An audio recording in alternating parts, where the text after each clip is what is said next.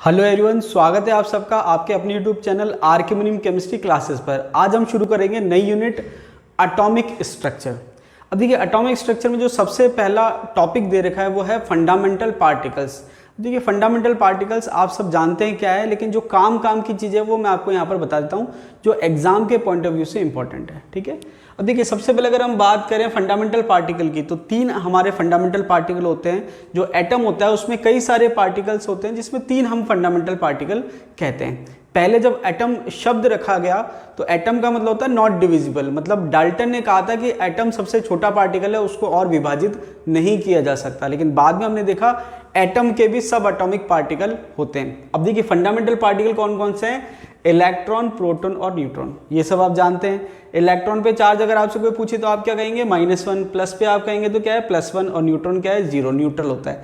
लेकिन ये जो है इलेक्ट्रोस्टैटिक यूनिट है। क्या है? Electrostatic unit. इलेक्ट्रोस्टैटिक यूनिट को आप ऐसे समझ लो, सिंपल सी बात, कि एक इलेक्ट्रॉन का मतलब -1 और एक प्रोटॉन का मतलब +1। अब इसी चार्ज को अगर हम कूलम में कहें तो ये आपको वैल्यू याद रखनी है, -1.6 × 10⁻19 कूलम और +1.6 × 10⁻19 कूलम। तो देखिए, प्लस माइनस तो नेचर को बता रहा है, इलेक्ट्रॉन है तो माइनस, प्रोटॉन है तो प्लस, लेकिन जो चार्ज है वो फिक्स है।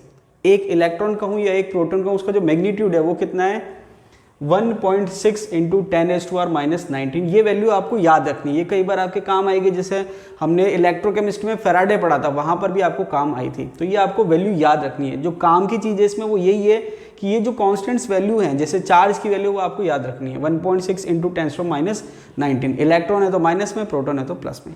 अब इसके बाद यहाँ पर बात आती है मास की, कि इलेक्ट्रॉन का, प्रोटॉन का, न्यूट्रॉन का मास क्या होगा। तो यहाँ पर मैंने 3 यूनिट दे रखी है। हालांकि ये दोनों लिखने की जरूरत नहीं थी, एक ही इनफ थी, क्योंकि दूसरे में आप कन्वर्ट कर सकते हैं, फिर भी मैंने यहाँ लिख दी। अब देखिए, AMU का मतलब है एटॉमिक मास यूनिट। देखिए, पहले जो रेफरेंस लिया जाता था मास के लिए वो हाइड्रोजन लिया जाता था, लेकिन जो लेटेस्ट रेफरेंस है वो है कार्बन 12। कार्बन 12 का मतलब क्या है कि अगर आपसे कोई पूछे एक एटॉमिक मास यूनिट का क्या मतलब है, अगर हम कहते हैं ना कि भाई किसी का मास 1 है, 2 है, 3 है, 4 है, जो भी मास है वो हम कैसे कहते हैं, वो किस यूनिट में कहते हैं, वो होती है एटॉमिक मास यूनिट। तो एक AMU का मतलब है 1 AMU = 1/12 the mass of 1 carbon 12 atom. इसका मतलब क्या हुआ कि एक कार्बन एटम जो है, कौन सा वाला? 12 वाला, उसका जो भी मास है उसका 12वां हिस्सा। समझ नहीं बात? जैसे मान लीजिए कार्बन का जो भी मास है, जैसे मैंने कहा एक एटम का मास है 12, सॉरी, जो एक एटम का मास मैंने कहा m है तो /12, तो ये जो वैल्यू आएगी वो आपके AMU के बराबर होती है। अब यहाँ हम जानते हैं कार्बन 12 का जो मास है वो हमने 12 कह रखा है, तो अगर मैं इसको 12 कह दूँ तो ये हो जाएगा 12/12, क्योंकि 12वां हिस्सा था 12 × 1/Na, एवोगाड्रो संख्या। तो ये जो है आपके ग्राम में आ जाएगा। ठीक है, तो कहने का मतलब है कि आपको ध्यान ये रखना है कि कार्बन 12 जो है वो लेटेस्ट रेफरेंस है AMU के लिए। तो अगर आपसे कोई पूछे एटॉमिक मास का या एटॉमिक वेट के लिए हमने रेफरेंस क्या ले रखा है, तो हमने ले रखा है कार्बन 12। कार्बन 12 का एक AMU क्या है? कार्बन 12 के जो वेट है एटम का, उसका 12वां हिस्सा। इसमें आप कंफ्यूज होने की जरूरत नहीं है, इसको रहने दीजिए। तो यहाँ पर एक AMU आपको समझ में आ गया, 1 AMU = 1/12 the mass of 1 carbon atom. अब यहाँ पर एक AMU तो आपको समझ में आ गया कि जो कार्बन जो है कार्बन 12, उसका 12वां हिस्सा, मतलब कार्बन 12 का जो भी मास है उसको 12 से डिवाइड कर दो तो वो एक AMU हो जाएगा। अब एक AMU कितने ग्राम के बराबर है, ये भी इंपॉर्टेंट है, ये आपको ध्यान रखना है। तो यहाँ पर मैंने मेंशन कर रखा है 1 AMU जो है वो है 1.66054। ये तो वैल्यू हो गई, क्या वैल्यू हो गई? 1.66054 × 10⁻24 ग्राम। तो अगर आप एक स्टैंडर्ड कर लीजिए कि भाई मुझे ग्राम में याद करना है या मुझे किलोग्राम में याद करना है, आप ग्राम में याद करिए। किलोग्राम में होगा तो पावर माइनस में 3 बढ़ जाएगी। ठीक है, यहाँ पर आपने क्या करा? 1.66 × 10⁻24, या पूरा कहूँ तो 1.66054 × 10⁻24 ग्राम। ये आपको ध्यान रखना है कि एक AMU का मतलब इतने ग्राम होता है। कितने होता है? 1.66054 × 10⁻24 ग्राम। ये आपने 1 AMU देख लिया। ग्राम है तो आप उसको किलोग्राम में करेंगे तो पावर -3 में बढ़ जाएगी। जैसे -24 है तो यहाँ -27 होगी। अब यहाँ पर ये एक AMU की बात होगी। तो देखिए, यहाँ पर इस पर क्वेश्चन पूछा जा चुका है एग्जाम में कि भाई कार्बन 12 रेफरेंस होता है। क्वेश्चन एग्जैक्ट आएगा जब आपको पता चल जाएगा। इसके अलावा अब जब यहाँ पर बात करें इलेक्ट्रॉन, प्रोटॉन, न्यूट्रॉन की, तो ये तो मैंने चार्ज की बात कर ली। इसके बाद मास की जब बात आती है तो देखिए प्रोटॉन और न्यूट्रॉन तो हैवी पार्टिकल है कंपेयर टू इलेक्ट्रॉन। इलेक्ट्रॉन का जो वेट है वो नेग्लिजिबल है। वैसे सिंपल अगर हम कहें तो इलेक्ट्रॉन का वेट हाइड्रोजन के कंपेरिजन में 1/1857 होता है, ठीक है। खैर उसकी बात नहीं कर रहे। अब यहाँ पर इलेक्ट्रॉन, प्रोटॉन और न्यूट्रॉन के मास को जब हम कंपेयर करते हैं तो एटॉमिक मास यूनिट में कंपेयर अगर हम करें तो देखो ये कितना दे रखा है 1.007277, 1.008664। अब आप सोचेंगे इतनी डिजिट में मैंने लिख क्यों रखा है? ये मैंने इसलिए लिख रखा है क्योंकि ये जो है वैल्यू ये आरपीएससी ने पॉलिटेक्निक कॉलेज लेक्चर एग्जाम में पूछी थी। अब हुआ क्या, उसने ऑप्शन भी पास दे दिए 1.00 करके, और ये 727 के ऑप्शन पास थे, नियरेस्ट ऑप्शन थे। तो वहाँ पर क्योंकि हम एक्सपेक्ट नहीं कर रहे थे कि ऐसी कोई वैल्यू हमसे पूछेगा तो क्वेश्चन अटेम्प्ट नहीं हो पाता। इसलिए आपको मैं अच्छे से मैंने यहाँ पर वैल्यू लिख रखी है, आपको ये वैल्यू याद करके जानी है। तो ये एग्जाम में पूछी जा चुकी है पॉलिटेक्निक कॉलेज लेक्चर में कि एक प्रोटॉन का मास क्या होगा, और उसमें एटॉमिक मास यूनिट के सेंस में पूछा था तो 1.007277। अब हो सकता है न्यूट्रॉन का पूछ ले तो इसका कितना है 1.008664। तो आप देखेंगे कि न्यूट्रॉन का जो मास है वो कंपेरेटिवली प्रोटॉन से थोड़ा सा ज़्यादा है, मतलब बहुत ज़्यादा नहीं है, नेग्लिजिबल ज़्यादा है। इसके अलावा इलेक्ट्रॉन की बात करें तो इलेक्ट्रॉन का मास काफ़ी कम है। यहाँ पर ये 1 के फॉर्म में है, या इसकी बात हम बात करें 1 है। अब यहाँ पर कितना है 5.4858 इंटू 10⁻⁻⁴। ये भी एग्जाम में पूछा जा चुका है,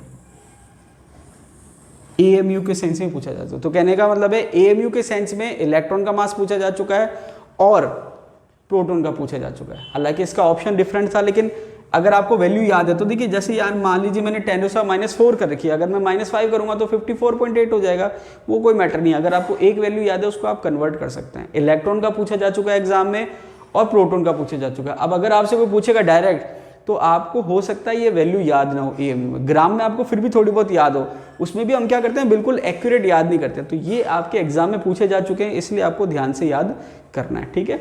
ग्राम में बात करें तो 9.10939 इंटू 10⁻28, 1.672623 इंटू 10⁻24, ये सब आपको याद करना है। 1.74929 इंटू 10⁻24। वहाँ पर पावर जो है 3 बढ़ जाएगी, माइनस में 28 की 31 हो गई, 24 की 27 हो गई, 24 की 27 हो गई। तो यहाँ पर जो पावर का डिफरेंस है वो 3 का है, और इनमें जो पावर का डिफरेंस है वो 4 का है। मतलब 4 टाइम्स मतलब 10,000 टाइम्स आप कह सकते हो, ये हैवी है।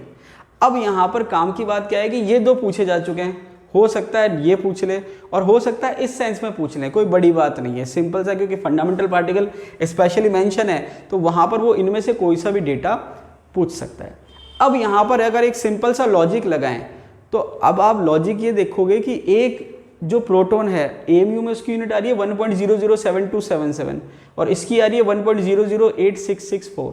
तो एक एएमयू जो है प्रोटॉन का जो मास है वो एक एएमयू से ज़्यादा आ रहा है, क्योंकि भाई ये एक एएमयू का मास हमने मेंशन कर रखा है और ये एक एएमयू से ज़्यादा यूनिट आ रही है।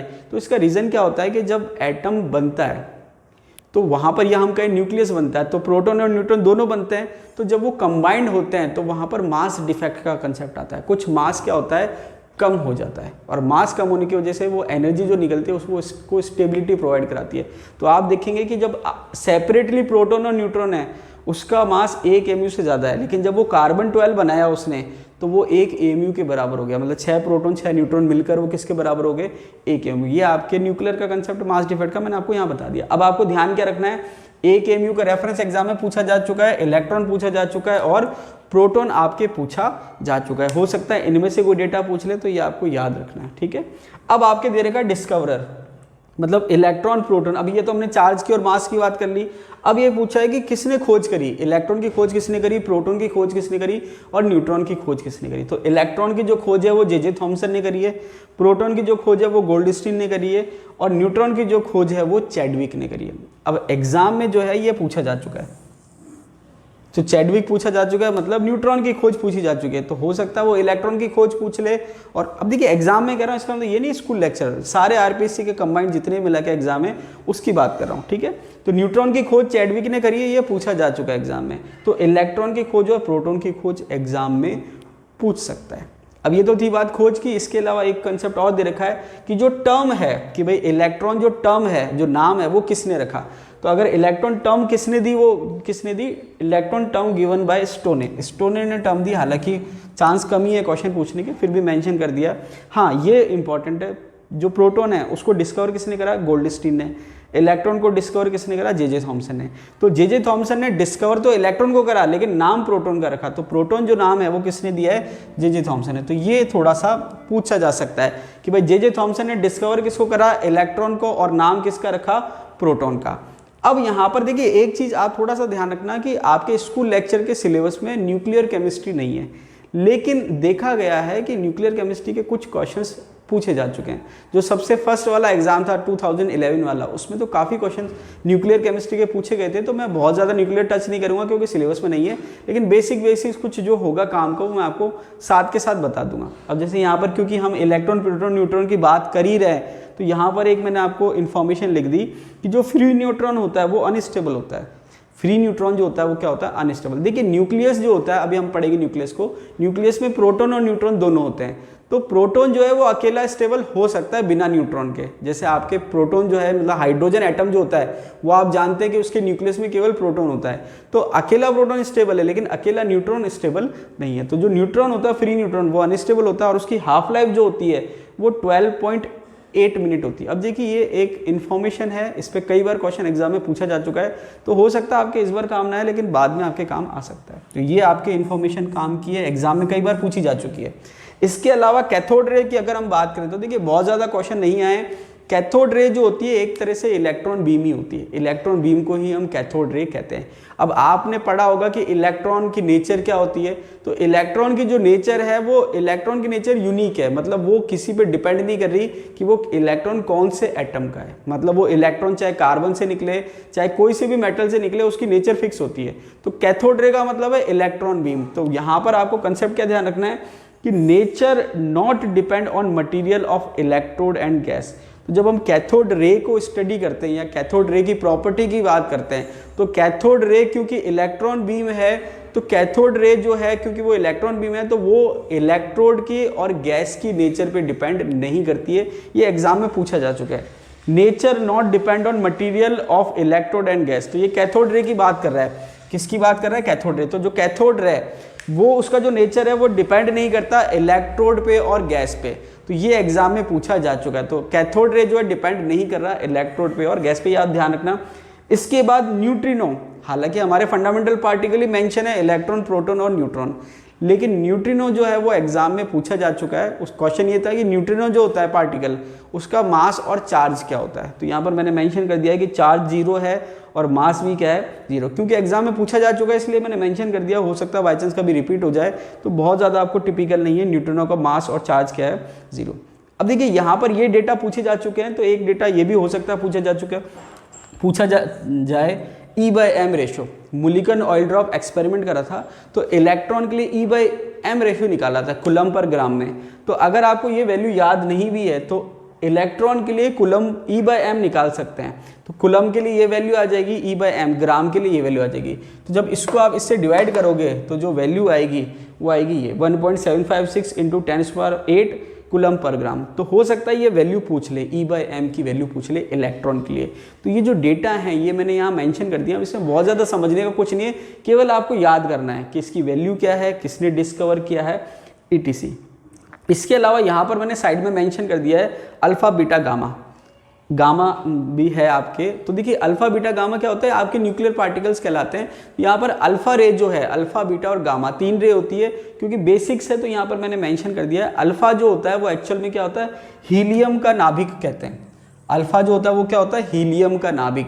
तो अगर आपसे कोई पूछे अल्फा पार्टिकल क्या है, तो आपको कम से कम इतना पता होना चाहिए कि हीलियम का नाभिक होता है। हीलियम का नाभिक का मतलब उसका जो मास है वो आपके 4, और जो प्रोटॉन की संख्या या एटॉमिक नंबर है वो कितने, 2। ये आपको ध्यान रखना है।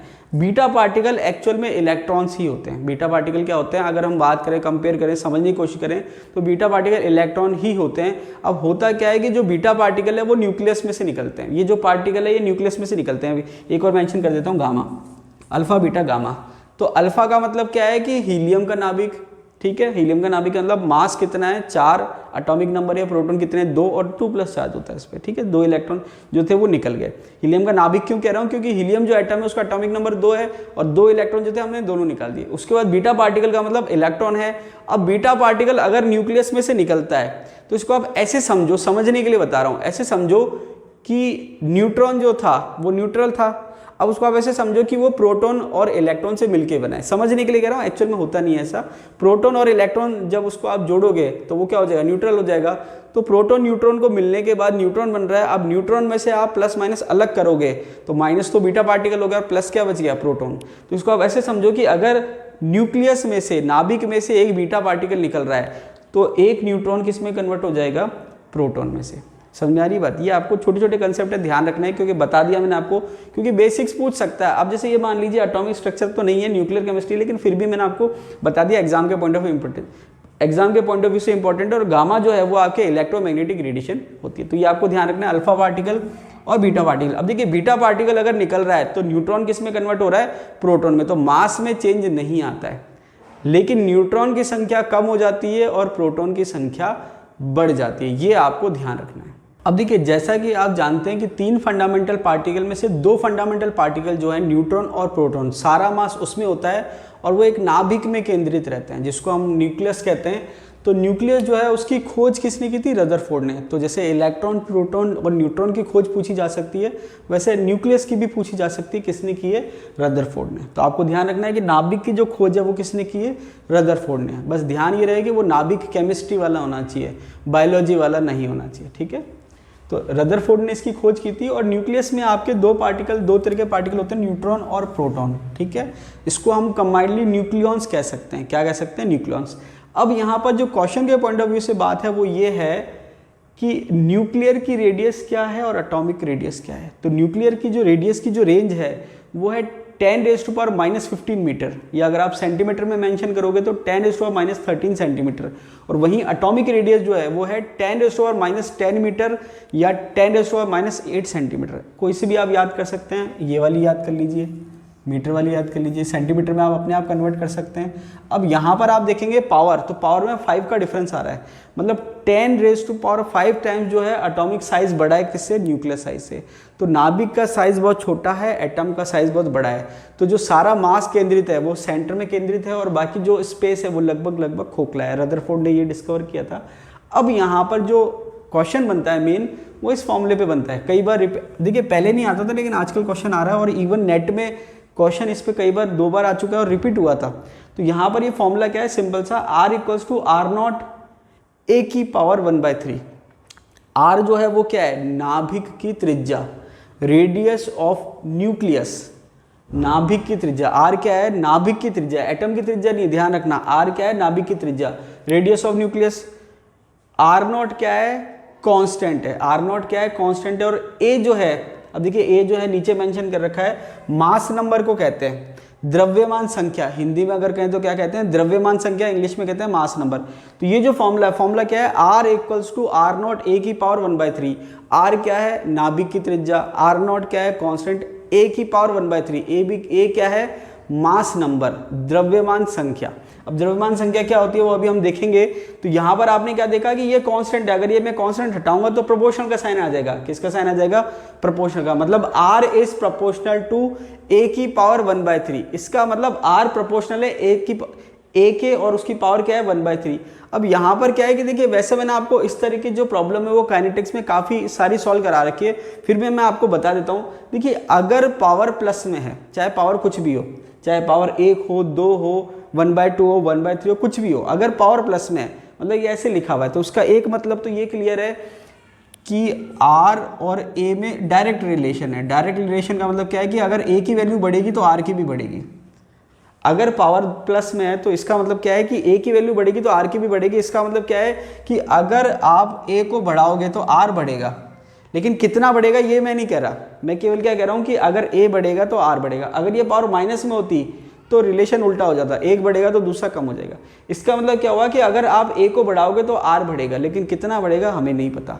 तो मैं एक एग्जाम्पल की बात करूं, जैसे मैंने क्या कहा, A को मैंने 8 गुना कर दिया, A को मैंने कितना कर दिया, 8 गुना। अब क्योंकि यहाँ प्रोपोर्शनल का साइन है तो इसको आप ऐसे लिख सकते हो, R2 upon R1 equals to A2 upon A1। इसका मतलब मैंने क्या कहा कि भाई स्टार्टिंग में जो नाभिक था उसका द्रव्यमान संख्या ये है और बाद वाले की ये है, तो त्रिज्या में क्या रेशो आएगा। तो मैंने क्या कहा कि अगर मैं द्रव्यमान संख्या 8 गुना कर दूं या द्रव्यमान संख्या का जो अनुपात है वो 8 गुना है तो क्या होगा। अब क्योंकि यहाँ पर पावर 1/3 है तो ये इसकी पावर हो जाएगी 1/3, तो 8 की पावर आएगी 1/3। 8 की पावर कितनी आएगी 1/3। तो जब आप 8 की पावर 1/3 को सॉल्व करोगे तो ये 2 आ जाएगा।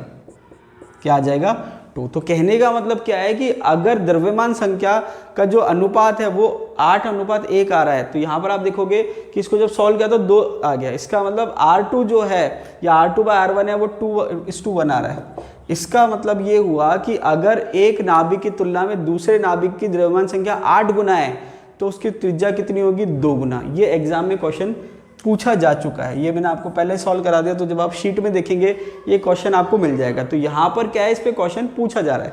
अब यहाँ पर वो क्या कर सकता है कि एक क्वेश्चन तो ये पूछा गया है, एक क्वेश्चन ये पूछा गया है कि R0 की वैल्यू आपको याद करनी है। R0 की वैल्यू मैंने मेंशन कर रखी है, कितनी दे रखी है 1.4 इंटू 10⁻⁻15 मीटर। क्या दे रखी है 1.4 इंटू 10⁻⁻15 मीटर। अब सेंटीमीटर में भी आप कर सकते हो, एक यूनिट मैंने और लिख दी FM। FM का मतलब क्या है फैक्टोमीटर। FM का मतलब क्या है फैक्टोमीटर। काइनेटिक्स में मैंने क्वेश्चन सॉल्व करा था उसमें फैक्टो सेकंड था, तो यहाँ पर फैक्टो का मतलब क्या है 10⁻⁻15। अगर फैक्टोमीटर है तो 10⁻⁻15 मीटर, एंगस्ट्रॉन्ग है तो 10⁻10 मीटर, पिकोमीटर है तो 10⁻12 मीटर और नैनोमीटर है तो 10⁻9 मीटर। ये आपको याद करना है, यूनिट कन्वर्जन है। तो यहाँ पर क्या है कि ये जो क्वेश्चन है वो इस पे पूछा गया है कि 1.4 फैक्टोमीटर आपको वैल्यू भी नहीं दे रखी है। वो पूछेगा कि भाई कोई न्यूक्लियस है उसका द्रव्यमान संख्या इतना है तो बताओ R की वैल्यू क्या होगी। अब जैसे मान लो मैंने कहा कि कोई न्यूक्लियस है जिसकी द्रव्यमान संख्या 8 है, तो 8 है तो आप इसको 1/3 करोगे तो कितना हो जाएगा 2। अब R0 की वैल्यू उसने दी नहीं है, वो आपको याद रखनी है। तो जब आप 2 की इसको मल्टीप्लाई कर दो तो ये कितना हो जाएगा 1.4 इंटू 2 कितना हो जाएगा 2.8। तो कहने का मतलब इस टाइप से क्वेश्चन पूछा जा चुका है एग्जाम में। तो ये आपको ध्यान रखना, ये वैल्यू आपको याद रखनी है। अब देखिए नाम तो लगता है एटॉमिक स्ट्रक्चर बहुत ईजी टॉपिक है, ईजी है भी, लेकिन जब ये कांस्टेंट वो नहीं देता है और वो पूछ लेता है वैल्यू तो वो आपके लिए टिपिकल हो जाएगा। तो ये R0 की वैल्यू आपको याद रखनी है 1.4 इंटू 10⁻15 मीटर और 1.4 फैक्टोमीटर, ऐसे कर लो। और ये फॉर्मूला आपको याद रखना है, इंपॉर्टेंट फॉर्मूला है, क्वेश्चन आ रहे हैं इस पर ध्यान रखना है आपको। इसके बाद अगर हम बात करें एटॉमिक नंबर की, आप सब जानते हो परमाणु क्रमांक हिंदी में कहते हैं। मोज़ले ने दिया था, किसने दिया था मोज़ले ने। तो मोज़ले ने एटॉमिक नंबर दिया था जिसको हम Z से रिप्रेजेंट करते हैं परमाणु क्रमांक। सिंपल सा मतलब है प्रोटॉन की संख्या, प्रोटॉन की संख्या को हम क्या कहते हैं परमाणु क्रमांक, सिंपल सी बात है। इसके बाद है मास नंबर। मास नंबर को हिंदी में कहते हैं द्रव्यमान संख्या। अब देखिए एक तो होता है एटॉमिक वेट या एटॉमिक मास कह देते हैं और एक होता है मास नंबर।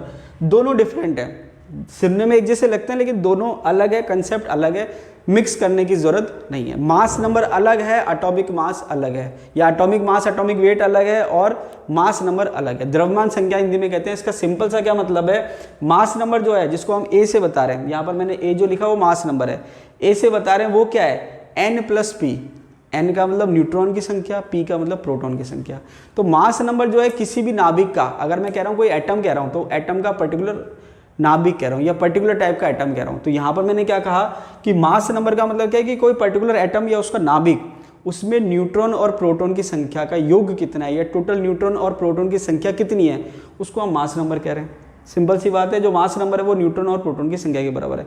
तो जो मास नंबर है वो कभी भी फ्रैक्शन में नहीं आएगा, इंटीजर आएगा। इसका मतलब क्या है कि दशमलव में नहीं आएगा, पॉइंटों में नहीं आएगा।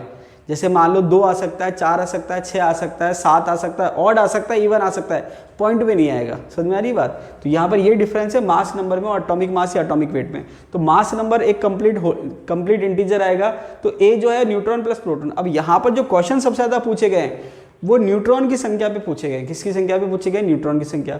तो अब होता क्या है कि अगर आपको न्यूट्रॉन की संख्या निकालनी है तो ये फॉर्मूला आपको पता है, ए बराबर, ए क्या है मास नंबर, एन न्यूट्रॉन की संख्या प्रोटॉन, तो एन बराबर ए माइनस पी। एन क्या है न्यूट्रॉन की संख्या, एन क्या है न्यूट्रॉन की संख्या, ए क्या है मास नंबर, पी क्या है प्रोटॉन की संख्या। तो एक्चुअल में प्रोटॉन की संख्या भी नहीं देता वो क्या कहता है कि ए तो है मास नंबर और Z क्या है एटॉमिक नंबर। तो मास नंबर में से एटॉमिक नंबर माइनस करेंगे तो आपके न्यूट्रॉन की संख्या आ जाएगी। समझ में आ रही है बात? तो यहाँ पर रिप्रेजेंटेशन दे रखा है। रिप्रेजेंटेशन का मतलब कोई एटम है या कोई भी स्पीसीज है उसको कैसे रिप्रेजेंट करना है, उसका तरीका क्या है, ये दे रखा है। दो तरीके हैं ये। जैसे मान लीजिए कोई एटम है X, तो यहाँ नीचे लिख दिया Z। Z का मतलब उसका atomic number. Atomic number proton की संख्या, यहाँ लिख दिया A क्या है, मास नंबर। मास नंबर का मतलब न्यूट्रॉन प्लस प्रोटॉन। यहाँ पर Z और A लिख दिया। अब यहाँ पर आपके Z का मतलब प्रोटॉन की संख्या और A का मतलब टोटल संख्या है, प्रोटॉन प्लस न्यूट्रॉन। तो अगर आप A में से Z को माइनस करेंगे तो न्यूट्रॉन की संख्या आपके आ जाएगी। ये चीज़ आपके बहुत काम की आने वाली है। इस पे ये जो कंसेप्ट है ना, न्यूट्रॉन की संख्या, atom, mass number minus proton, इस पे काफ़ी क्वेश्चन पूछे जा चुके हैं। इंपॉर्टेंट है, ध्यान रखना। आगे दे रखा है, जैसे मैंने एक एग्जांपल ले लिया F19, इधर F19 लिखा हुआ है। तो अब यहाँ पर साफ साफ दिख रहा है कि 9 जो है वो एटॉमिक नंबर है। एटॉमिक नंबर का मतलब है प्रोटॉन की संख्या। 19 जो है वो है मास नंबर। मास नंबर का मतलब प्रोटॉन प्लस न्यूट्रॉन। तो अगर आपसे पूछे कि इस एटम में न्यूट्रॉन की संख्या कितनी है, तो आप क्या कहोगे, mass number 19 minus atomic number 9, जो कि किसके बराबर आ जाएगा, 10। तो इस एटम में न्यूट्रॉन की संख्या क्या होगी, 10। तो यहाँ पर ये जो छोटा सा कंसेप्ट है न्यूट्रॉन की संख्या वाला, इस पर काफ़ी क्वेश्चन पूछे जा चुके हैं। इंपॉर्टेंट है, ध्यान रखना। इसके बाद आपके छोटे छोटे कंसेप्ट है आइसोटोप, आइसोटोन्स और आइसोबार। जो क्वेश्चन पूछे गए वो इसी पे पूछे गए, और जो मैं न्यूट्रॉन की संख्या आपको बता रहा हूँ वो इसी के लिए बता रहा हूँ।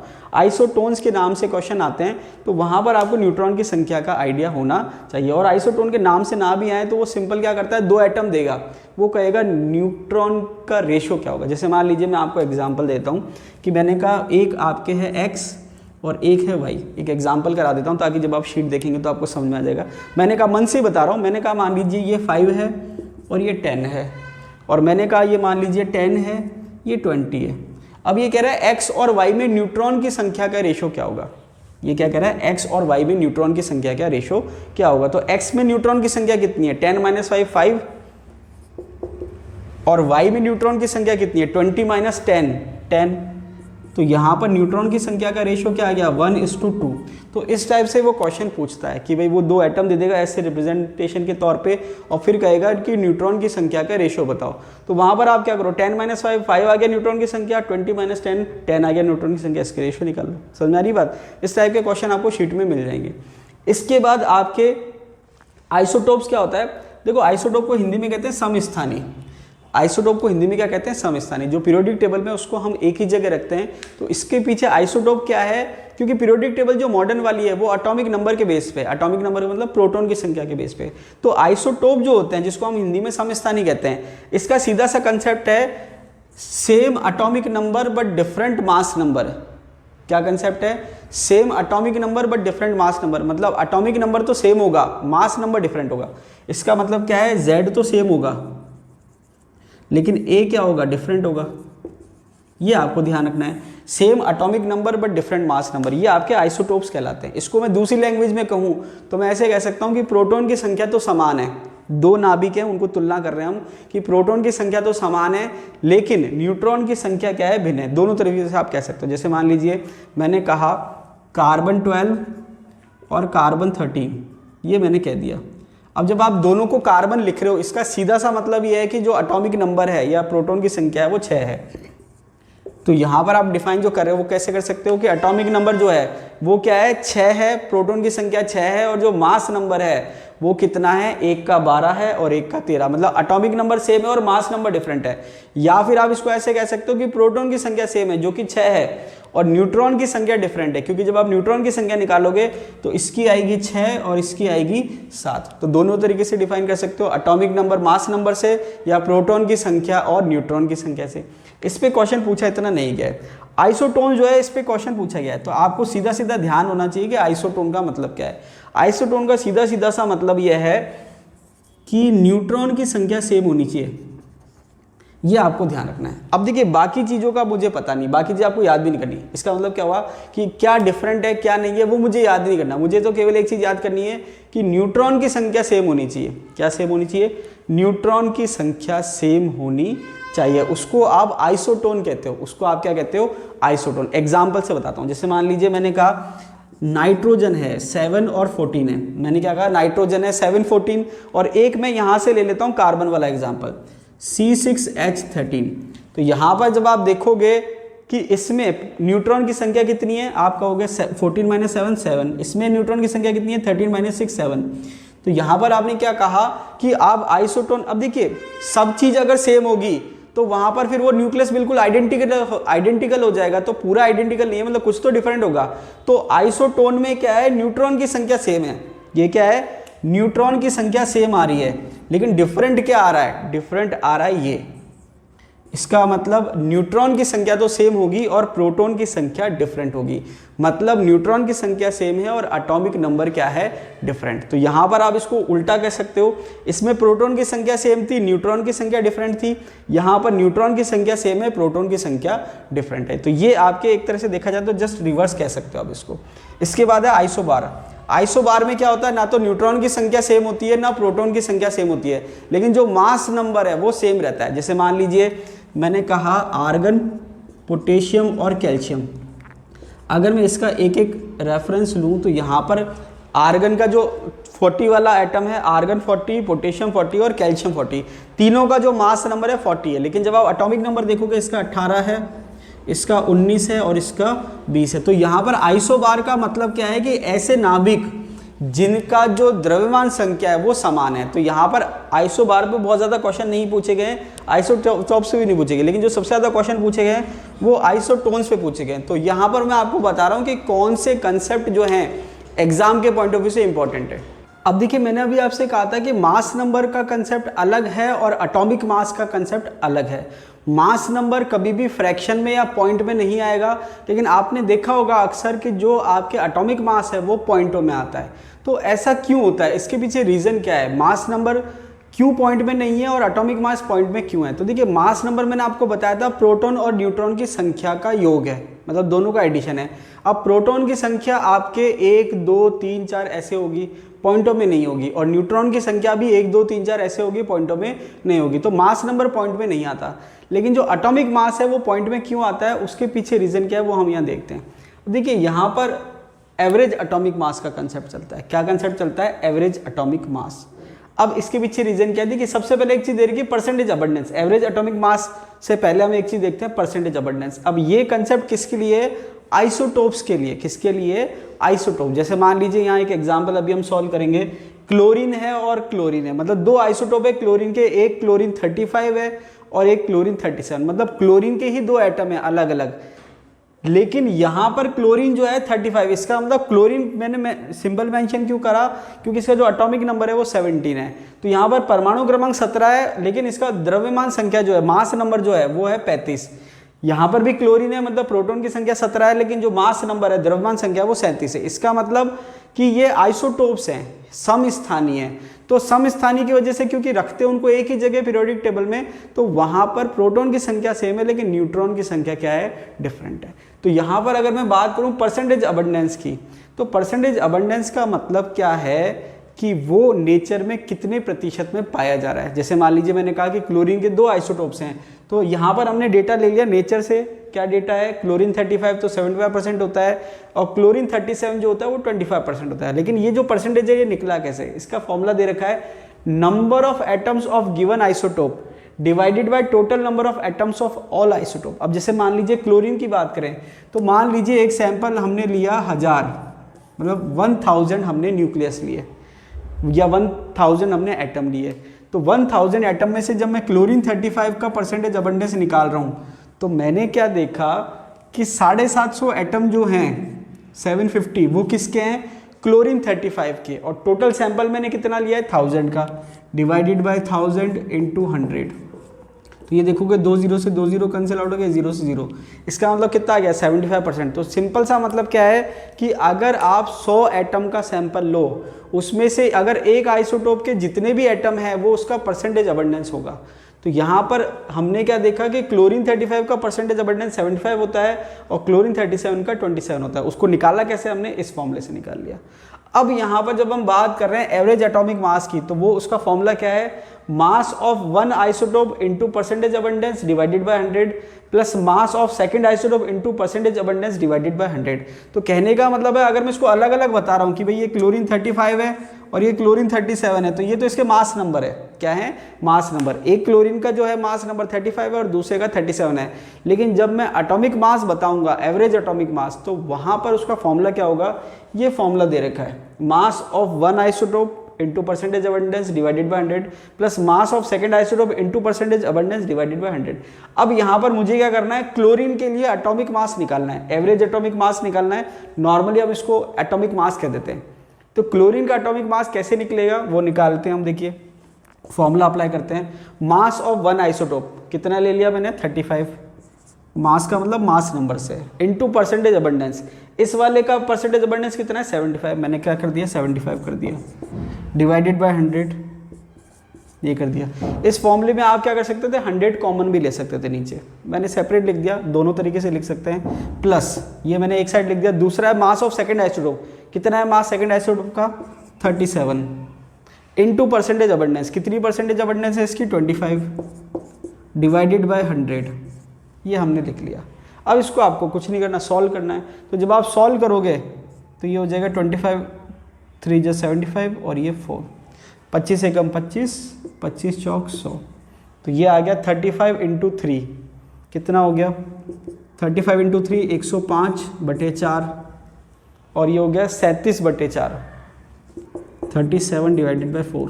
अब आप क्या करो, 4 जो है नीचे कॉमन ले लो। तो जब आप नीचे कॉमन लोगे तो ये हो जाएगा 105 + 37, ये आपने एलसीएम ले लिया। अब इसको जब आप ऐड करोगे तो ये कितना हो जाएगा, 142 डिवाइडेड बाय 4।